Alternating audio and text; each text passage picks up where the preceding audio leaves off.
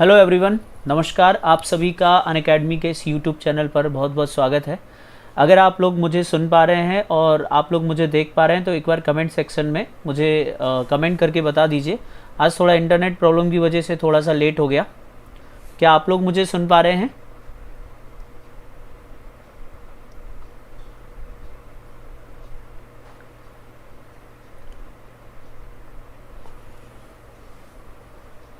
हाँ जी, आप सब लोग मुझे सुन पा रहे हैं? आप लोगों को मेरी आवाज़ आ रही है?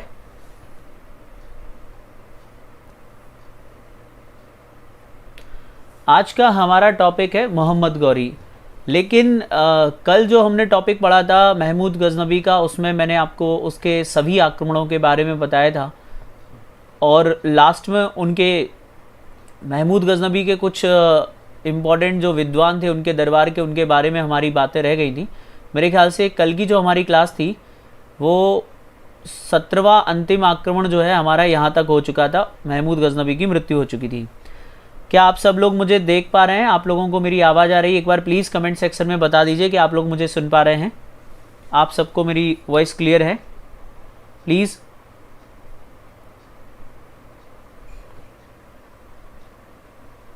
आप सबको मेरी आवाज़ आ रही है?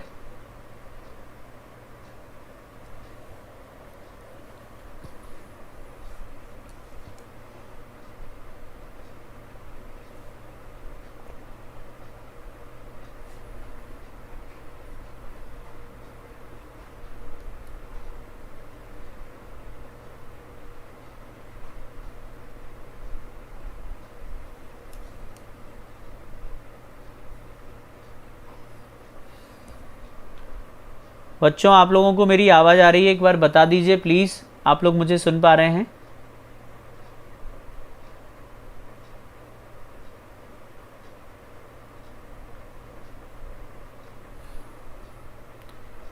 यहाँ पर कमेंट सेक्शन, एक सेकंड मैं भी चेक कर लेता हूँ। चलिए, ओके, कोई बात नहीं, थोड़ा सा डिस्टर्ब हो गया। अब मैं देख पा रहा हूँ कि आप लोगों को मेरी आवाज़ आ रही है। तो कल जैसा कि आप लोगों को याद हो कि हम लोगों ने पढ़ा था महमूद गजनबी, और महमूद गजनबी के सभी 17 आक्रमणों को यहाँ पर हमने कंप्लीट कर लिया था। और मुझे याद है आप लोगों को बहुत अच्छे से समझ में आ गया था। कल का किसी का कोई सवाल है महमूद गजनबी से जो आप लोगों को नहीं समझ में आया हो? आप में से किसी को कोई डाउट है?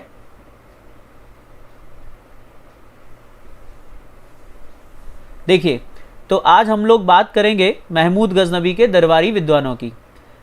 आप यहाँ पर देख सकते हैं कि जो महमूद गजनबी है, महमूद गजनबी के दरबार में बहुत सारे जो हैं विद्वान रहते थे।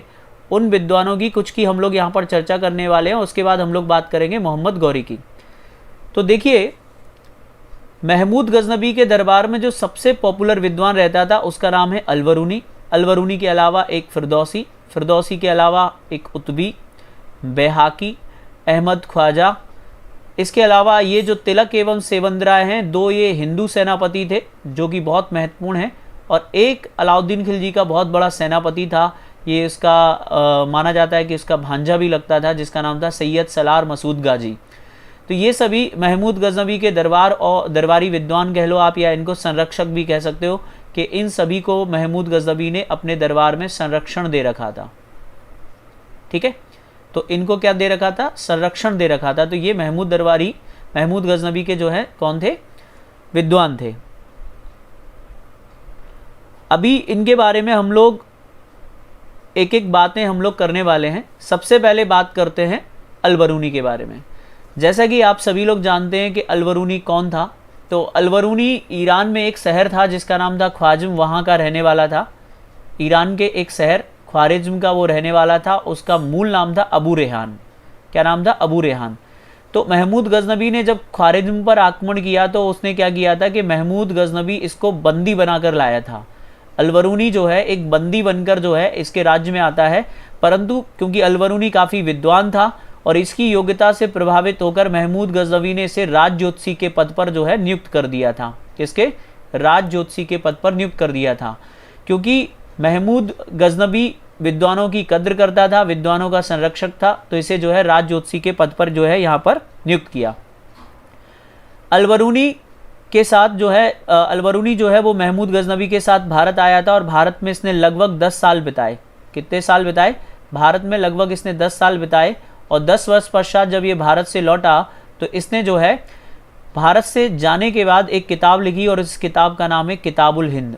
काफ़ी पॉपुलर ये रचना है जिसे आप लोग किताबुल हिंद कहते हैं, या इसका एक दूसरा नाम है तहकीक-ए हिंद, या इसी को भारत की खोज के नाम से भी जाना जाता है।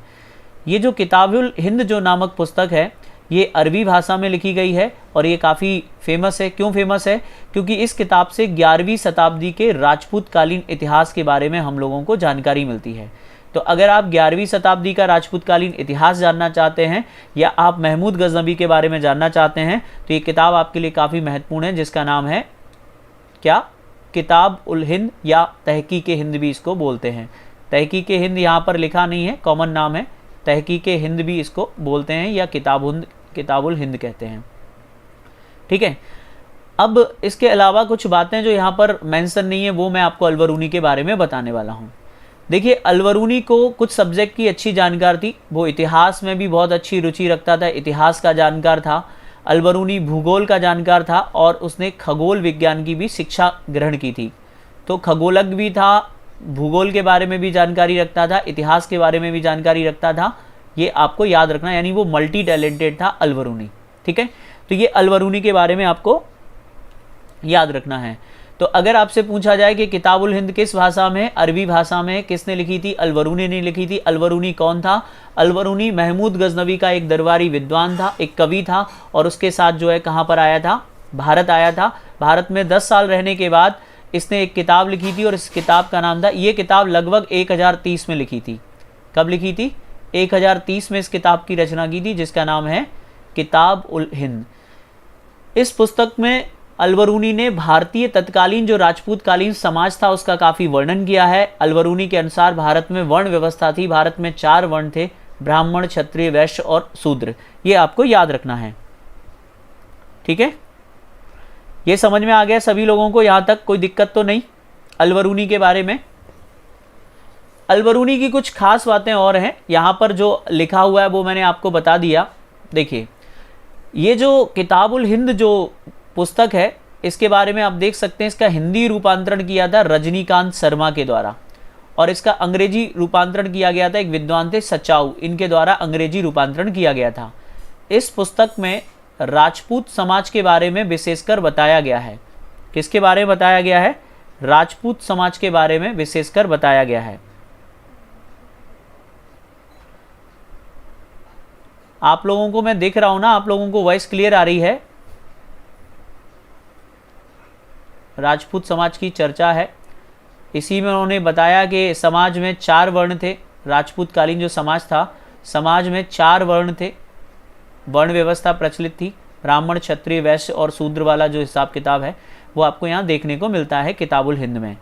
ठीक है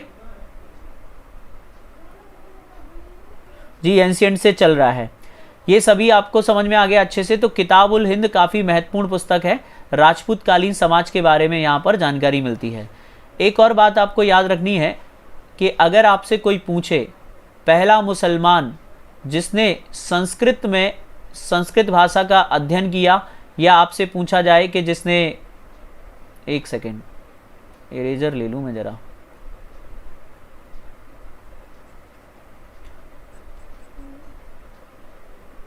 अलबरूनी की एक खास बात और है। अलबरूनी पहला मुसलमान था जिसने उपनिषदों का अध्ययन किया था। ठीक है, तो संस्कृत भाषा का अध्ययन किया था। तो अगर आप चाहो तो ये वाला सेंटेंस आप लिख सकते हो, बाकी सब लिखा हुआ है। उपनिषदों का अध्ययन करने वाला प्रथम मुसलमान था।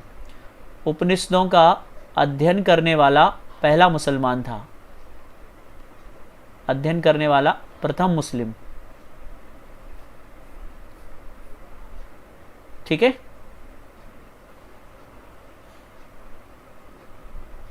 चलिए, तो ये आपको जो है अलबरूनी के बारे में याद रखनी है। देखिए, अलबरूनी से कुल मिलाकर 3 से 4 प्रश्न बनते हैं। वो उसका मूल नाम क्या था? अबू रेहान था। कहाँ का रहने वाला था? ख्वारिज़्म का रहने वाला था। किसके साथ भारत आया था? महमूद गजनबी के साथ भारत आया था।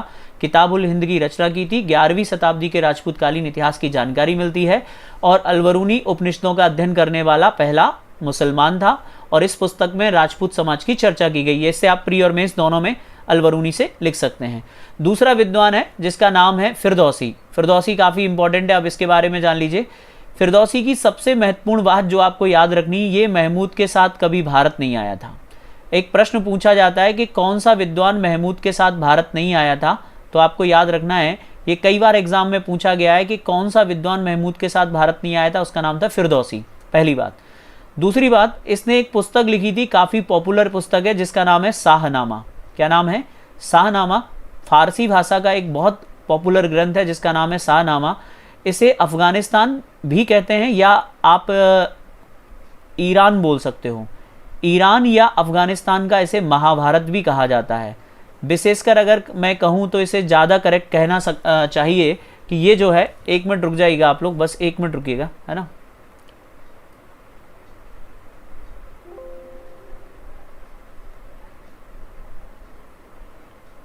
एक सेकेंड, कोई बात नहीं।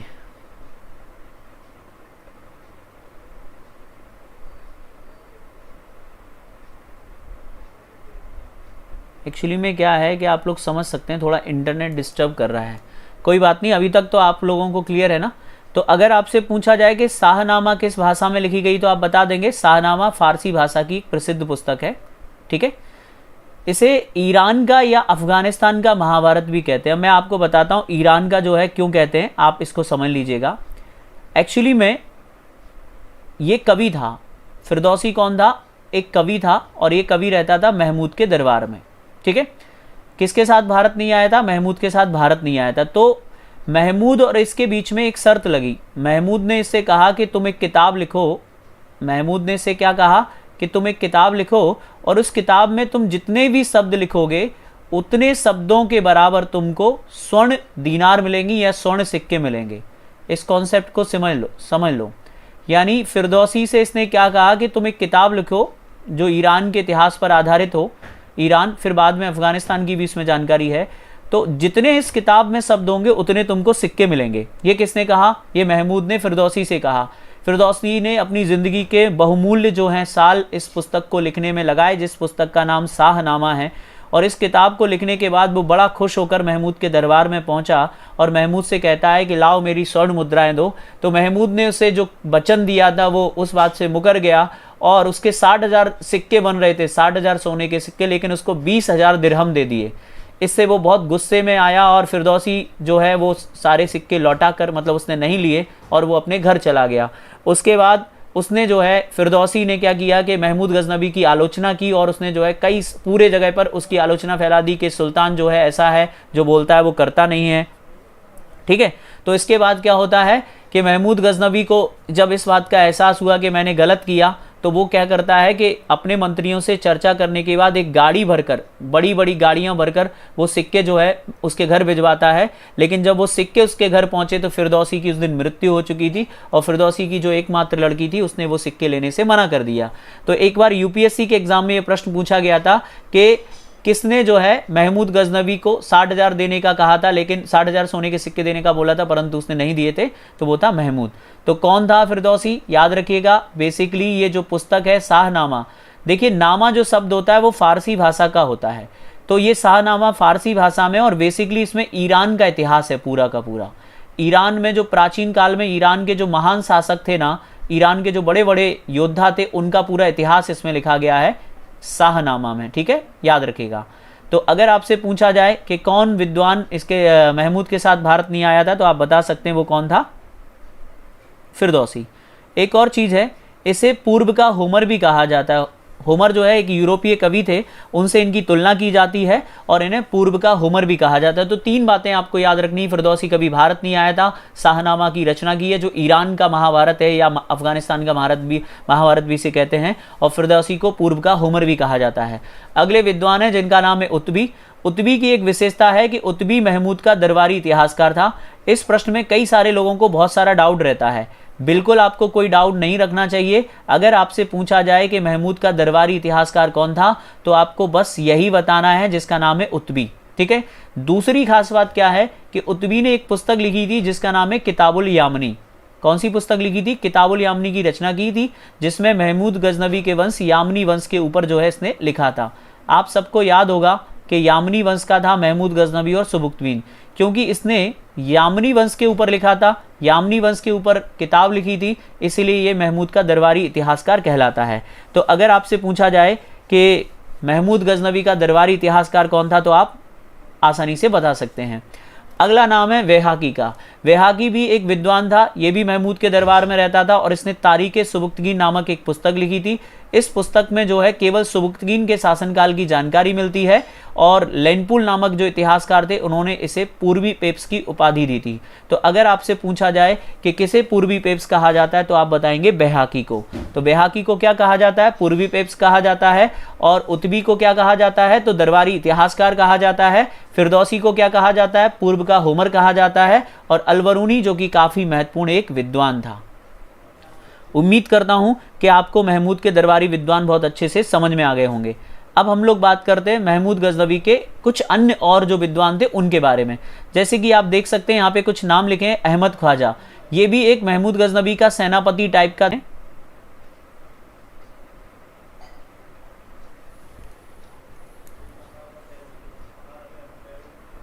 क्या आप लोग मुझे सुन पा रहे हैं? आप लोगों को मेरी आवाज आ रही है?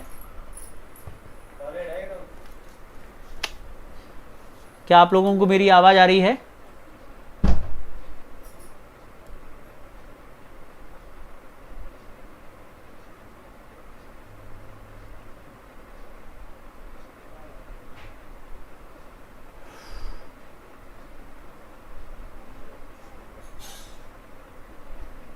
चलिए, आ रही है तो ठीक है, अच्छी बात है। मुझे लगा चला गया। आप लोग बीच में बोलते रहा करो, कमेंट करते रहा करो। तो ये समझ में आ गया। अब आखिरी बात जो आपको बता रहा था काफ़ी महत्वपूर्ण, आप देखिए इंटरनेट प्रॉब्लम है, 1-2 दिन में क्लियर हो जाएगी। आज फिर से लगा हुआ हूँ। तो ये जो इनके बारे में एक बार और सुन लीजिए। ये सैयद सलार मसूद गाजी का नाम आप सुन रहे हैं ना।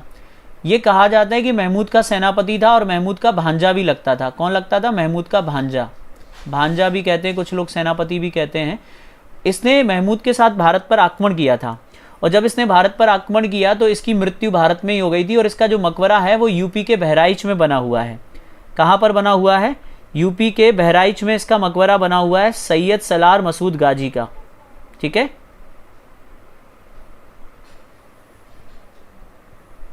समझ रहे हैं ना आपको बात?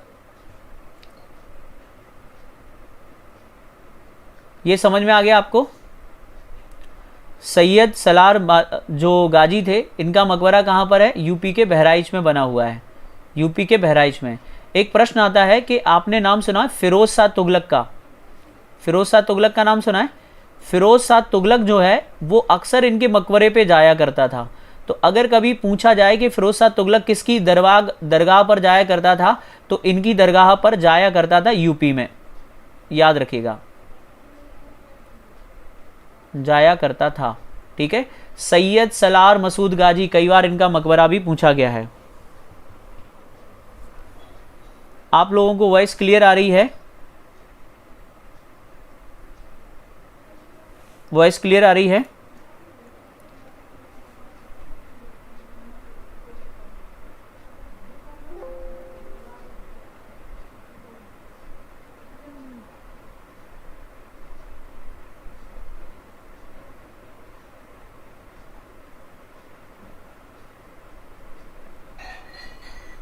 चलिए, तो फिर दिक्कत क्या आ रही? कुछ लोग लिख देते हैं बार बार डिस्टर्ब होता है कि वो वॉइस क्लियर नहीं आ रही है, रुक क्यों गया वीडियो, तो ऐसा लगता है कि शायद रुक गया है। वॉइस क्लियर है ना सभी लोगों को? ये सबको अच्छे से समझ में आ गया? देखिए, अब आप लोग कह रहे हैं ये कोई फ़कीर थे, ऐसा नहीं है। ये महमूद का सेनापति था, परंतु इसके मरने के बाद इसे बड़ा महत्व मिला है और इसका मकबरा भी बना हुआ है, इसकी दरगाह भी है यूपी के बहराइच में, काफ़ी फेमस है। और यहाँ पर वो भी लगता है, मेला भी लगता है। ठीक है, याद रखिएगा बेटा। अहमद ख्वाजा बस इनके दरबारी विद्वान थे, आप याद रखिएगा, और कुछ खास नहीं है। ठीक है, बस। तो ये सब कुछ क्लियर हो गया आपको? अभी हमारे पास आधा घंटा है, प्लीज़ आप लोग बता दीजिए जल्दी से, ये क्लियर हो गया आप सबको?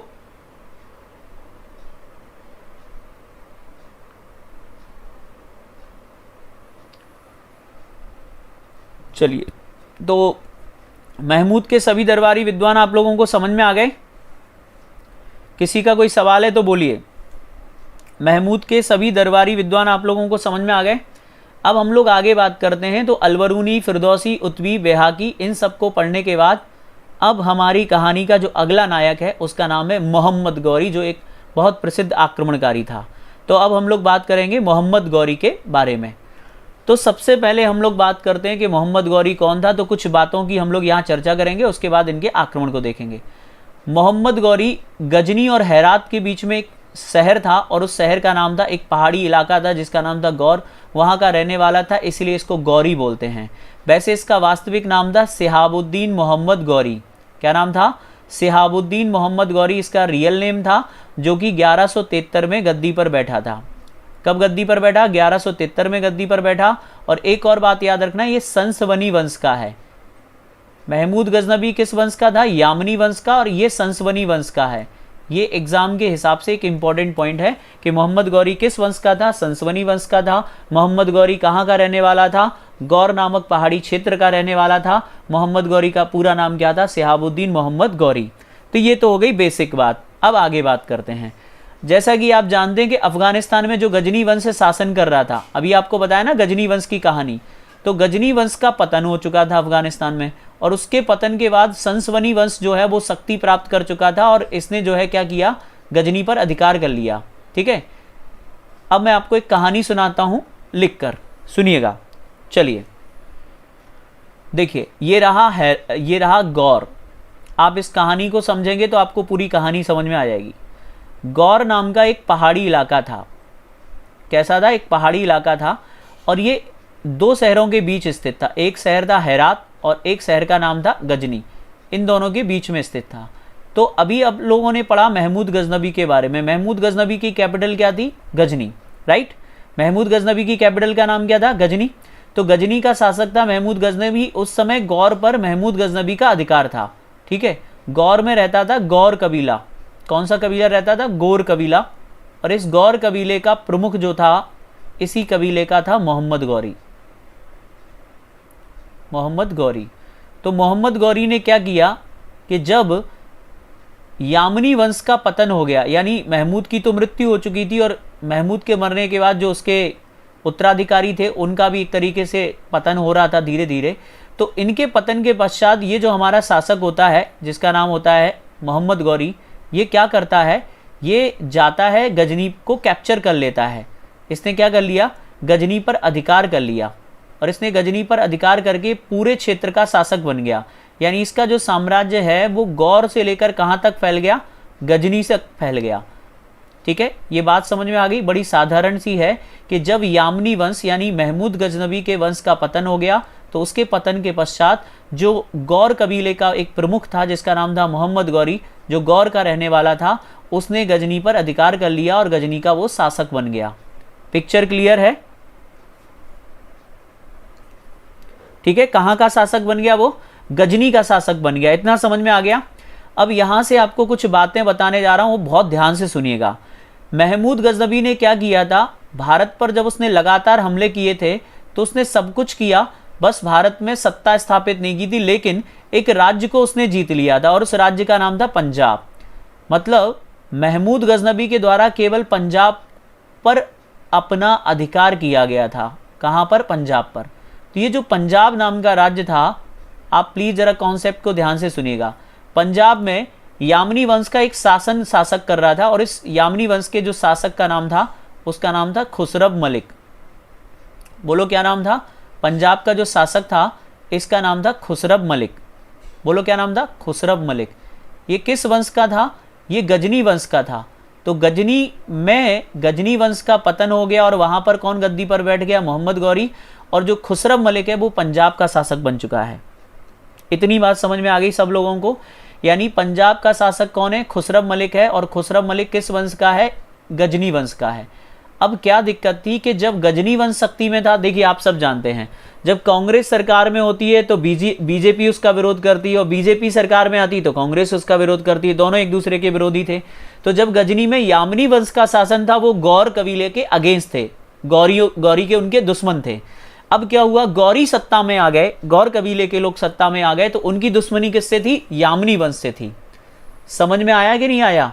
यानी कुल मिलाकर बात इतनी सी है कि जो पंजाब का शासक है खुसरव मलिक, उसकी लड़ाई थी किससे? मोहम्मद गौरी से।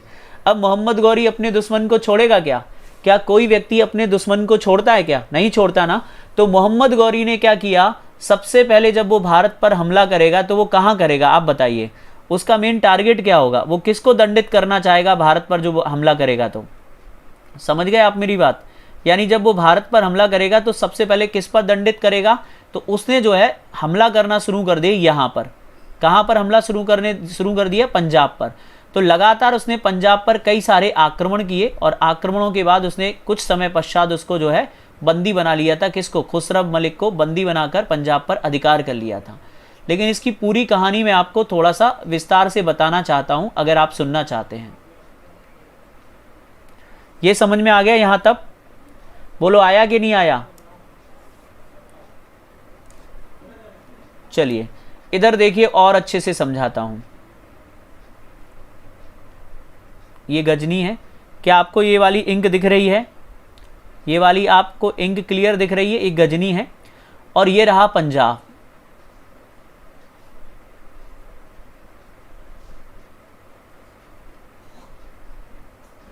ठीक है। तो अब जब महमूद गजनवी अटैक करेगा तो उसका मेन टारगेट क्या होगा भैया? टारगेट ये होगा कि वो चाहेगा कि वो पंजाब को जीत ले। और उसने ऐसा किया। मोहम्मद गौरी का सबसे पहला आक्रमण जो था, मोहम्मद गौरी का जो पहला आक्रमण था भारत पर, वो 1175 में था। 1175 में प्रथम आक्रमण, ठीक है, प्रथम आक्रमण किया था। और पहला आक्रमण उसने किया था पंजाब के मुल्तान पर। यहाँ पर एक शहर है पंजाब में जिसको हम लोग कहते हैं मुल्तान। बोलो क्या कहते हैं? मुल्तान। तो अगर आपसे पूछा जाए कि भारत पर गौरी का पहला आक्रमण कहाँ हुआ, तो आप बता सकते हैं मुल्तान पर। मुल्तान किस में आता था? पंजाब में। हालांकि पंजाब का मेन शासक कौन है? खुसरव मलिक है। पंजाब का मेन शासक कौन है? खुसरव मलिक है। बात समझे या नहीं समझे? तो ऐसा नहीं है कि उसने सीधा हमला खुसरव मलिक पर कर दिया। पहले उसने मुल्तान पर किया, फिर सियालकोट पर किया, फिर जाकर जो है पंजाब की जो कैपिटल थी वो थी लाहौर। पंजाब की कैपिटल क्या थी? लाहौर। और ये लाहौर का शासक कहलाता था। कहाँ का शासक कहलाता था? लाहौर का। तो पहली बार तो इसने केवल मुल्तान को जीता, लौट गया। फिर उसके बाद जब आया तो इसने सियालकोट को जीता। उसके बाद इसने लाहौर को कैप्चर किया। किसको किया? लाहौर को। जब इसने लाहौर को जीता था, मैं आपको पूरी कहानी बता रहा हूं, फिर उसके बाद जो है आपको आगे की बात बताऊंगा।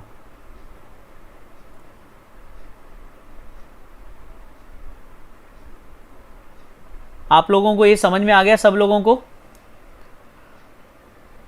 ठीक है। अब इसमें एक और कॉन्सेप्ट है, वो कॉन्सेप्ट भी आपको बताना पड़ेगा। पहले आप उसको सुन लीजिए।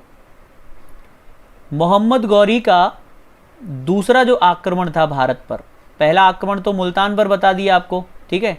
दूसरा जो आक्रमण था वो 1178 में हुआ था। कब हुआ था? 1178 में। और ये अटैक किया गया था उसने पाटन पर। और पाटन कहाँ पर है? गुजरात में है। बोलो कहाँ पर है? गुजरात में। और इस समय गुजरात में शासन था भीम सेकंड का, जो चालुक्य वंश के थे या सोलंकी वंश के शासक थे। और इनकी माँ का नाम था नायका देवी। बोलो क्या नाम था? नायका देवी बोलते हैं। तो नायका देवी के नेतृत्व में भीम सेकंड और गौरी के बीच में 1178 में क्या होता है? युद्ध होता है। कब होता है? 1178 में युद्ध होता है दोनों के बीच में। किसके बीच में? गौरी और भीम सेकंड, या आप कह लो कि नायका देवी। और इस युद्ध में गौरी बुरी तरीके से हार गया था। कौन हार गया? गौरी। तो अगर कभी आपसे पूछा जाता है कि भारत में गौरी की पहली हार कौन सी थी, भारत में गौरी की प्रथम हार, तो आपको यही बताना है कि भारत में गौरी की प्रथम हार कब हुई? 1178 में हुई। और किसने हराया था? चालुक्य वंश के शासक भीम सेकंड ने। और इसमें नायका देवी का नाम भी बहुत इंपॉर्टेंट है। नायका देवी जो है वो भीम सेकंड की मां थी, क्योंकि भीम सेकंड इस समय अल्पवयस्क था।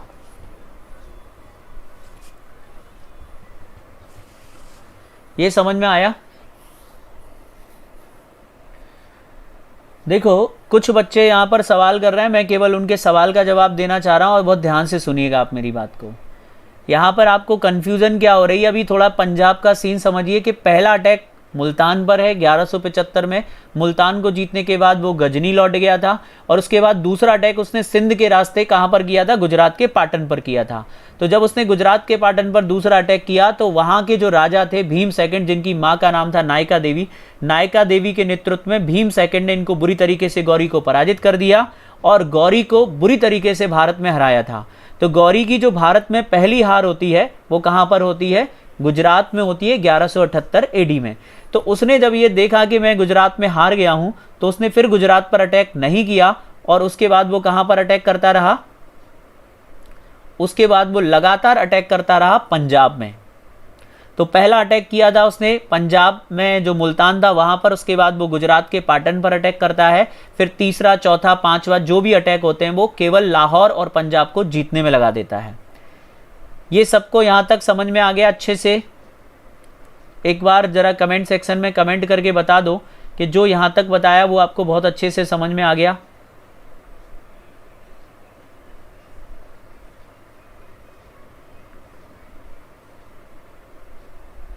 ठीक है, चलिए अब क्या होता है, अब सीधी सी कहानी आपको बता रहा हूं। यहां तक क्लियर है ना सबको? चलो एक बार और देख लो, आपको शायद कुछ लोगों को डाउट होगा तो मैं चाहता हूं बिल्कुल डाउट ना रहे।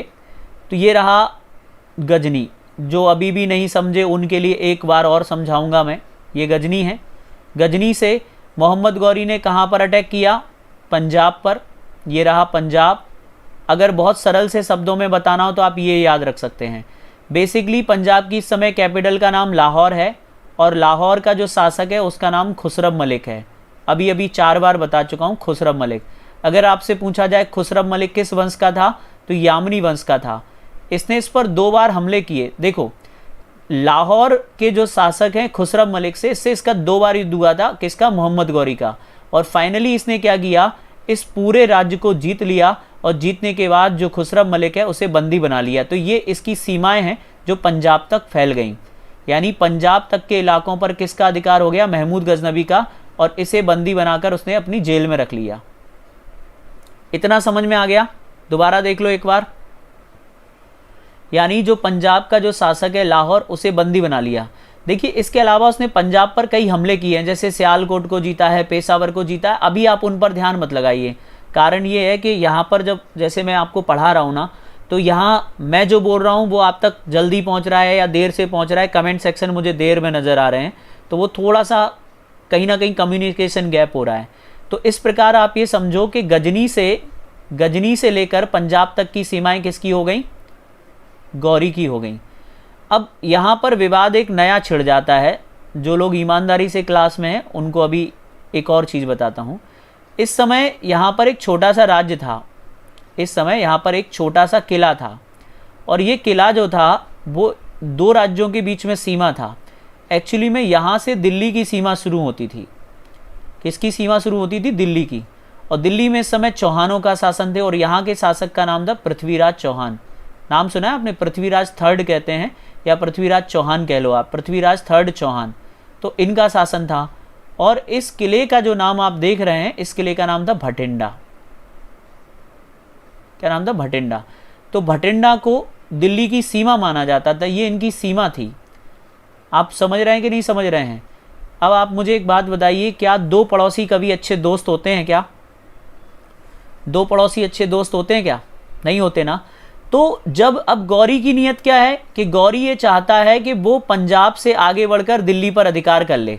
किस पर अधिकार कर ले? गौरी तो ये चाहता है कि वो पंजाब से बढ़कर इस पर अधिकार कर ले।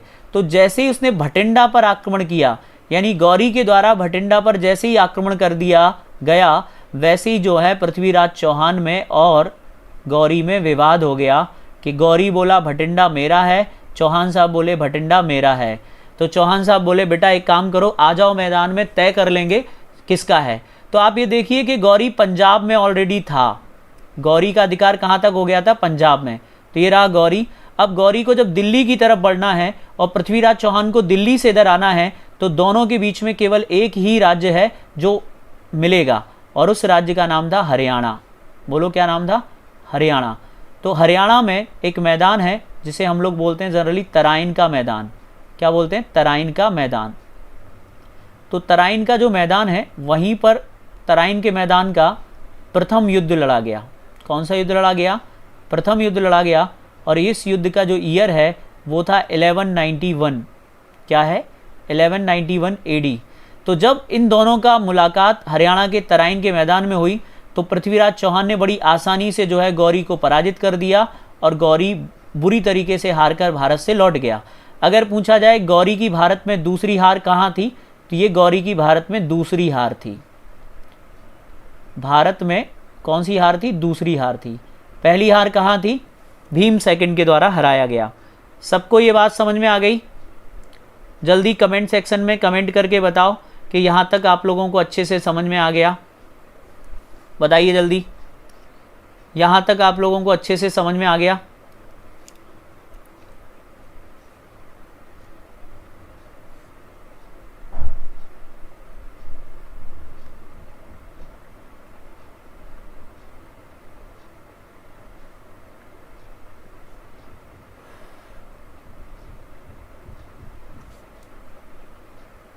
चलिए अब देखिए क्या होता है।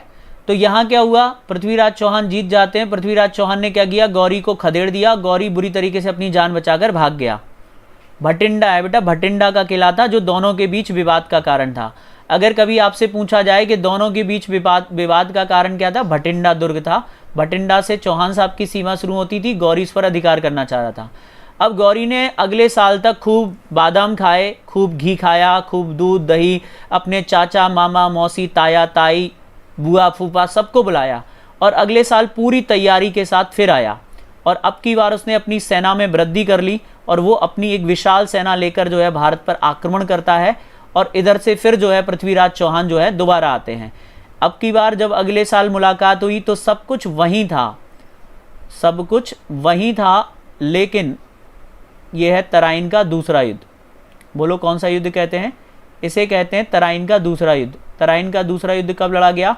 1192 में लड़ा गया, अगले साल। इस युद्ध में भी इधर चौहान है, इधर गौरी है। लेकिन जब अगले साल दोनों की मुलाकात सेम जगह पर हुई तो चौहान साहब इस युद्ध में हार गए। कौन हार गए? और इस युद्ध को किसने जीता? गौरी ने जीता। तो गौरी ने जब इस युद्ध को जीता तो आप देख लीजिए इसमें खास बात क्या है। आप एक बात देखिए कि तराइन के पहले युद्ध में जगह वही है। इस तरफ चौहान साहब हैं, इस तरफ पृथ्वीराज चौहान है, उधर मोहम्मद गौरी है। दूसरे युद्ध में भी जगह वही है, इस तरफ मोहम्मद गौरी, दूसरी तरफ पृथ्वीराज चौहान है। लेकिन एक चीज है जो दोनों में बदल रही है और उस चीज को कहते हैं समय, यानी वक्त। और याद रखना बच्चों, जब वक्त बदलता है तो परिणाम बदल जाता है। इसीलिए जब भी कभी आप एग्जाम देते हैं और एग्जाम में अगर आपको असफलता मिलती है तो आपको ये नहीं है कि पढ़ाई बंद कर देनी है, ये नहीं है आपको कि पढ़ाई छोड़कर बैठ गए, बोला यार हमसे नहीं निकल रहा। आपको अपनी कमजोरियों को दूर करना है, दोबारा से मेहनत करनी है और फिर पूरी तैयारी के साथ एग्जाम देना है। निश्चित ही आपका रिजल्ट बदलेगा, क्योंकि जैसे ही वक्त बदलता है परिणाम बदल जाता है। इसका जीता जागता एग्जाम्पल है तराइन 1 और तराइन 2। तराइन 1 में भी परिस्थितियां सेम है, तराइन 2 में भी परिस्थितियां सेम है, केवल एक चीज का अंतर है और वो चीज क्या है वो आपको नजर आ रही है, वो है वक्त, समय। ये आप लोगों ने नोट ये समझ में आ गया आप लोगों को सभी को? ये अच्छे से समझ में आ गया?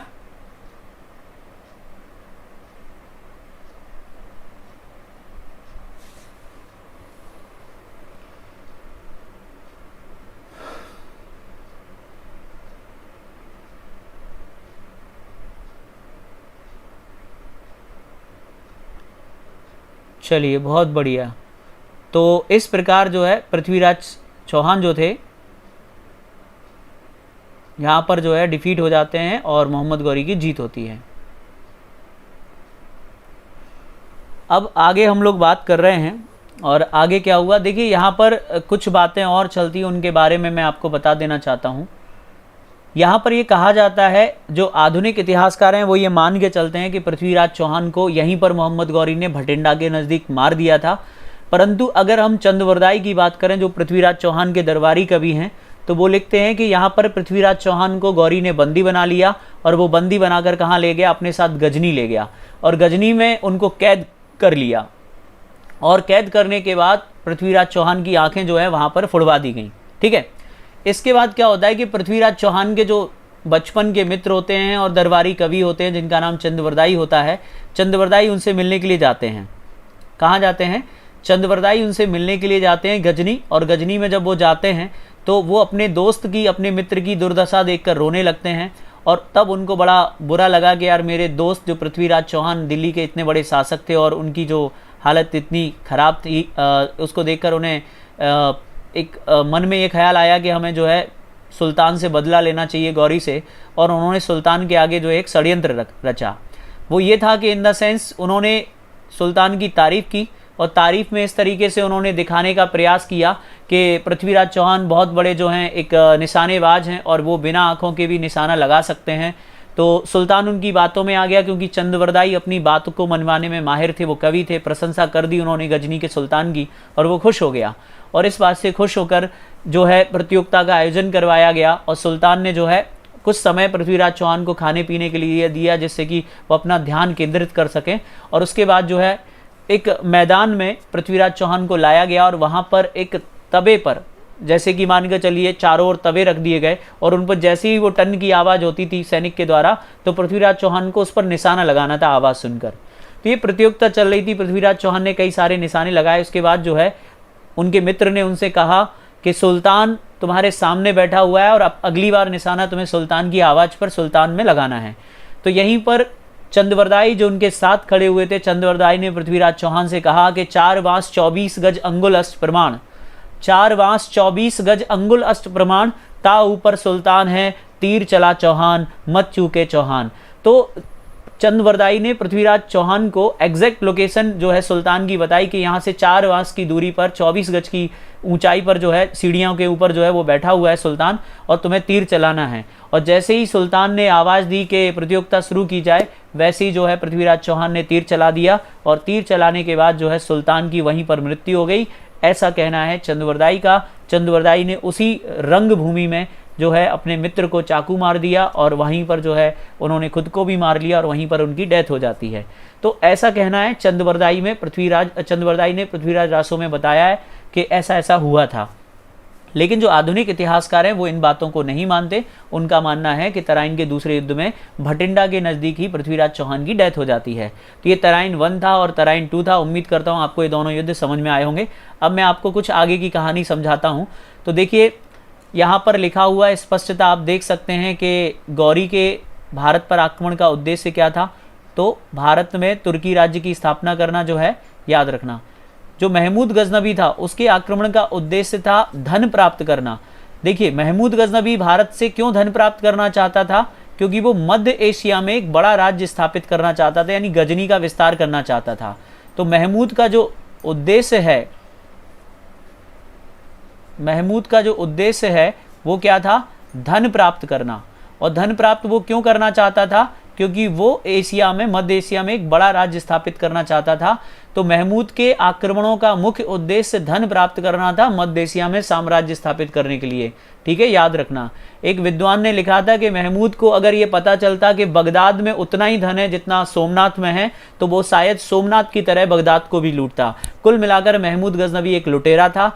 मोहम्मद गौरी ने क्यों आक्रमण किया था, क्योंकि मोहम्मद गौरी भारत में क्या करना चाहता था, तुर्की साम्राज्य या मुस्लिम साम्राज्य की स्थापना करना चाहता है। इसके पहले आक्रमण लिखे हैं, दूसरे आक्रमण लिखे हैं, आप इनको पढ़ सकते हैं। गौरी की पहली पराजय, दूसरी पराजय, खुसरम मलिक को बंदी बनाया, तराइन का पहला युद्ध अभी अभी आपको बता दिया, दूसरा युद्ध भी आपको यहाँ पर समझा दिया। ये रहा तराइन का दूसरा युद्ध।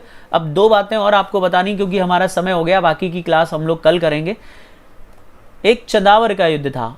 देखिए चंदावर का युद्ध, एक और बात आप लोगों से कहना चाहता हूं कि आप इनके बारे में बहुत व्यवस्थित और डिफरेंट तरीके से अगर आप और पढ़ना चाहते हैं और कहानियों के माध्यम से, क्योंकि यहाँ पर थोड़ा सा नेटवर्क इशू आ जाता है कई बार। ठीक है, तो मोहम्मद गौरी ने कन्नौज के शासक जयचंद को 1194 में चंदावर के युद्ध में पराजित कर दिया था।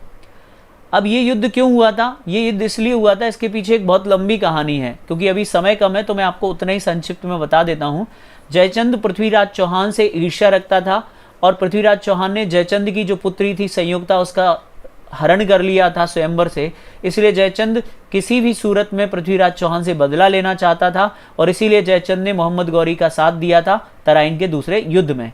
परंतु जयचंद और गौरी के बीच में विवाद हो गया। विवाद का कारण था जयचंद को लगा कि मोहम्मद गौरी आक्रमण करेगा और आक्रमण करने के बाद भारत से लौट जाएगा, परंतु मोहम्मद गौरी ने ऐसा नहीं किया। जब जयचंद ने उससे कहा कि दिल्ली का क्षेत्र उसे चाहिए तो दोनों के बीच में युद्ध हुआ और चंदावर जो कि यूपी में पड़ता है वहां पर 1194 में दोनों के बीच भयंकर युद्ध हुआ। इस युद्ध में मोहम्मद गौरी ने जयचंद को मार डाला। तो ये भी बहुत इंपॉर्टेंट एक युद्ध है, एग्जाम में बहुत पूछा जाता है। तो तराइन 1, तराइन 2 और तीसरा है चंदावर जो बहुत ज़्यादा पूछा जाता है।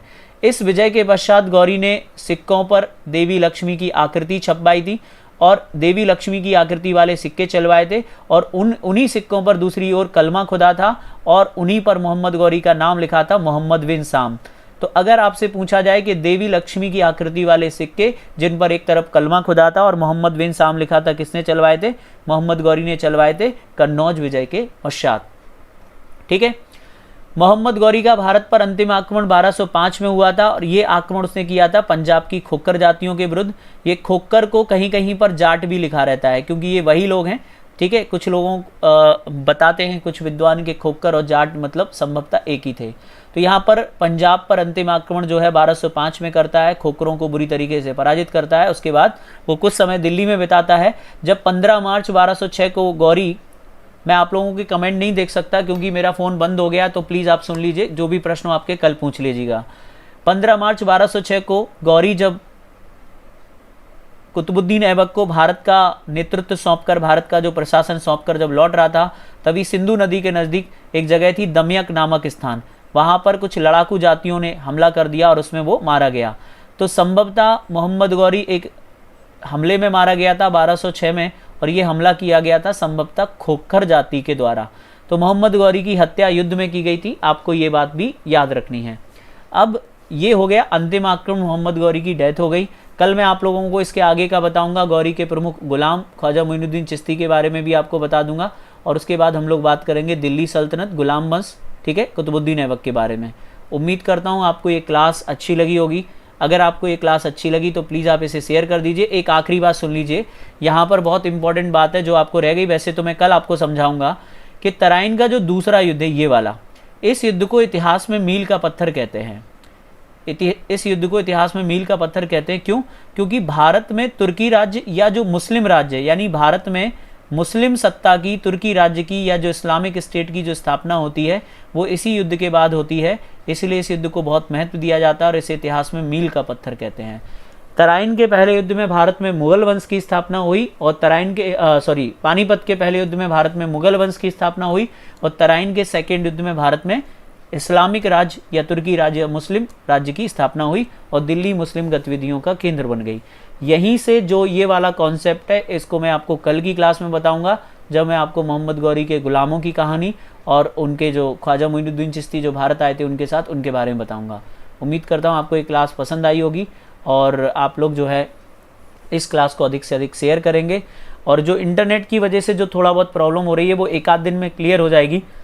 उसके बाद आपकी ये क्लासेस बिना रुके, बिना किसी रुकावट के बहुत प्रॉपर चलेंगी और मैं आपको जो है ज़्यादा से ज़्यादा अधिक इंटरेस्टिंग जानकारी और जो आपके एग्ज़ाम में आए वो देता रहूँगा। ठीक है, तो इन्हीं बातों के साथ अब हम मिलेंगे कल की क्लास में। Thank you.